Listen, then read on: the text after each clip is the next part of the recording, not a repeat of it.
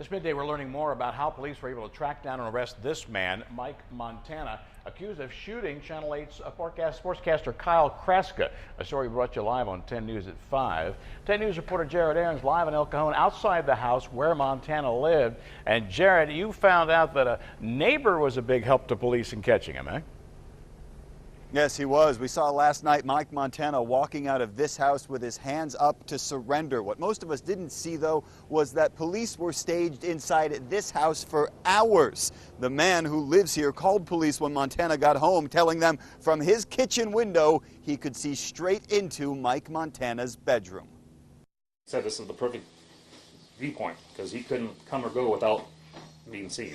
Robert Nickel volunteered his house to police Tuesday night during their 3-hour standoff with Mike Montana.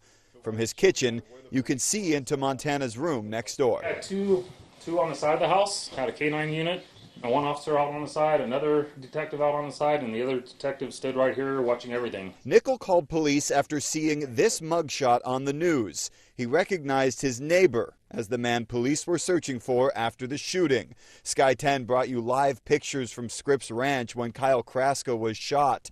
A few hours after that, Nickel watched in shock as Montana arrived back at his home in El Cajon. Well, tense when I seen him pull back up.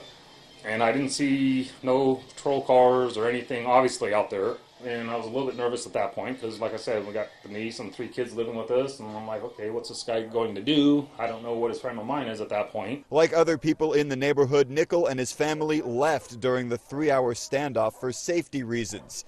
Many of them told us Montana always seemed friendly. He spoke to me when he spoke to my kids. He was friendly, hey, how you doing? What's your name? He seemed normal. Both left the house usually around 4:30 in the morning, so I'd see him out here in the morning sometimes. Hey, how's it going, Mike? Good morning, good afternoon, whatever, and that was about it. I guess you never really know. I heard you walk across like 7 psychopaths a day, so maybe he was one of them.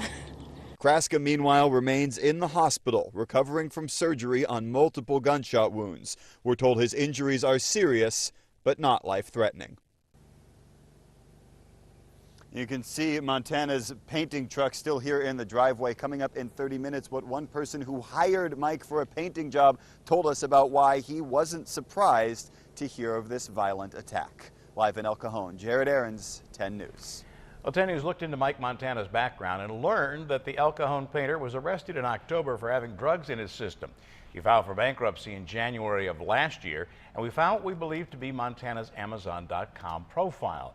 The only item on his wish list is this book, AR-15, the Complete Assembly Guide.